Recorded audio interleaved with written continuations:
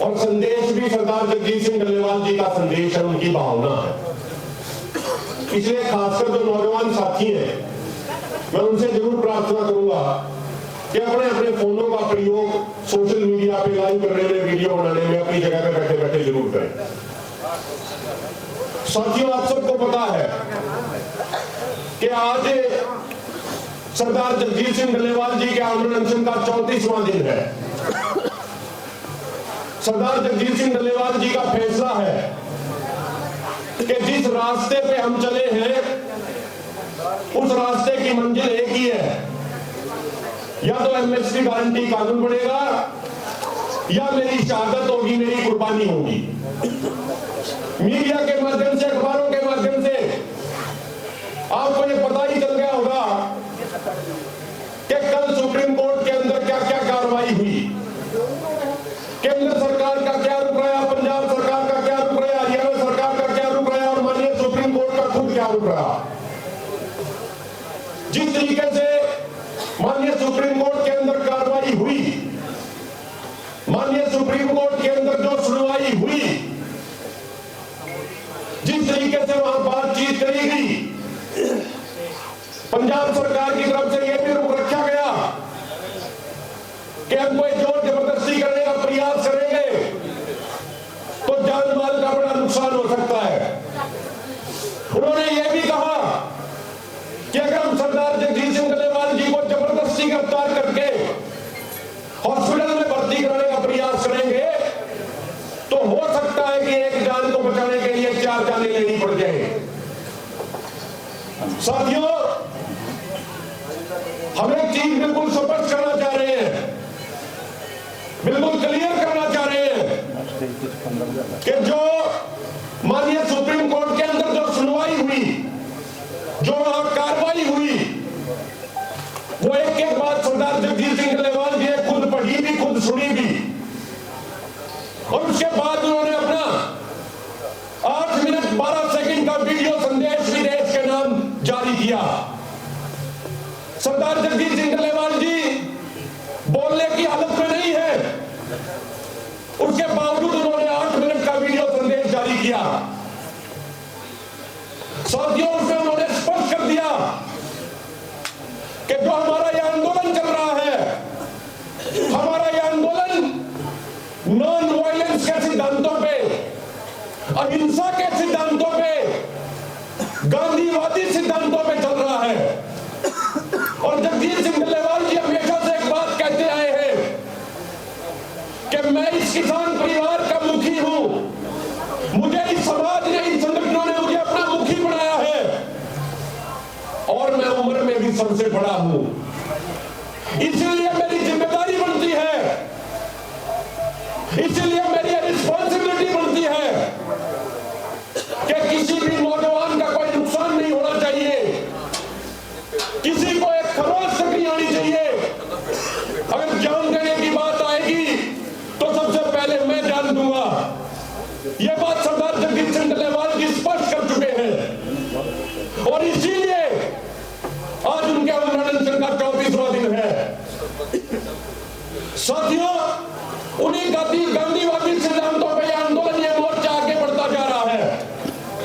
लेकिन कल जिस तरीके से सुप्रीम कोर्ट के अंदर जो सुनवाई हुई, उस सुनवाई को, उस कार्रवाई को देख के डल्लेवाल साहब का मन खुद बड़ा दुखी हुआ और उन्होंने एक बात कही जो वर्तमान व्यवस्था पे बहुत बड़ा प्रश्न खड़ा करती है। उन्होंने एक बात कही कि वो कार्रवाई देख के मुझे ऐसा लगा कि जो सुप्रीम कोर्ट किसी व्यक्ति के लिए न्याय की आखिरी सीढ़ी होता है, जब किसी व्यक्ति को कहीं से न्याय नहीं मिलता तो आखिर में सुप्रीम कोर्ट में गुहार लगाता है, सुप्रीम कोर्ट में जाता है। लेकिन कल सुप्रीम कोर्ट का व्यवहार देख के ऐसा लगा कि खुद सुप्रीम कोर्ट भी चाहता हो कि केंद्र सरकार किसानों पे गोलियां चलाए।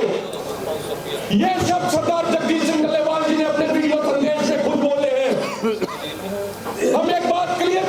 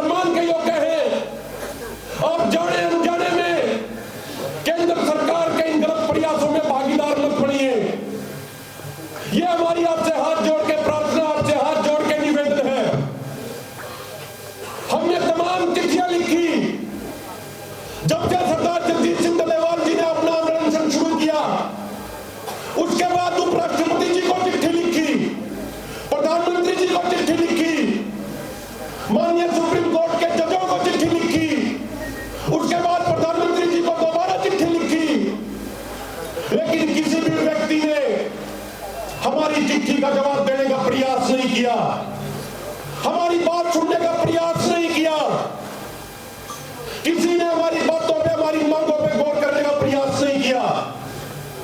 जब से डल्लेवाल साहब का आंदोलन शुरू हुआ, उसके बाद से लेकर अब तक संसद की सर्वदलीय पार्टियों की कमेटी ने अपनी रिपोर्ट दे दी, जिस रिपोर्ट में कहा गया कि एमएसपी गारंटी कानून बनाया जाना चाहिए।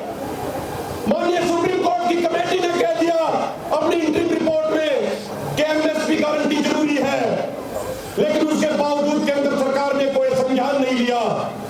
और दुख की बात यह है कि माननीय सुप्रीम कोर्ट, जिन्हें केंद्र सरकार को निर्देश देना चाहिए था कि आप संसद का सम्मान करो, किसानों की भावनाओं का सम्मान करो और एमएसपी कानून बनाओ, लेकिन सरकार को कोई दिशा निर्देश नहीं दिया गया। उल्टा किसानों पर सख्ती बरतने के आदेश दिए जा रहे हैं। मैं अंत में सिर्फ एक बात कह के अपनी बात को खत्म करूंगा। साथियों, सरदार जगजीत सिंह डल्लेवाल जी की जो विचारधारा रही है, जो उनकी भावना रही है, उनकी भावना हमेशा से ये रही है।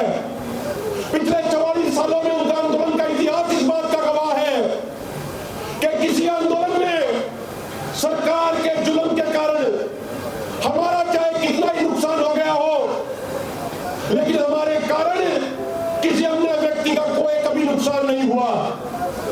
हम केंद्र सरकार को और सभी संवैधानिक संस्थाओं को यह बताना चाहते हैं कि अगर आप सरदार जगजीत सिंह डल्लेवाल जी के साथ कोई जोर जबरदस्ती करना चाहते हैं, अगर उनको गिरफ्तार करना चाहते हैं, तो आपको हमारी हजारों लाखों किसानों की लाशों के ऊपर से गुजरना पड़ेगा। आप ये फैसला कर लीजिए कि आप हजारों किसानों की लाशें गिराने को तैयार है या नहीं। आप हजारों किसानों की लाशों के ऊपर से गुजरने को तैयार है या नहीं।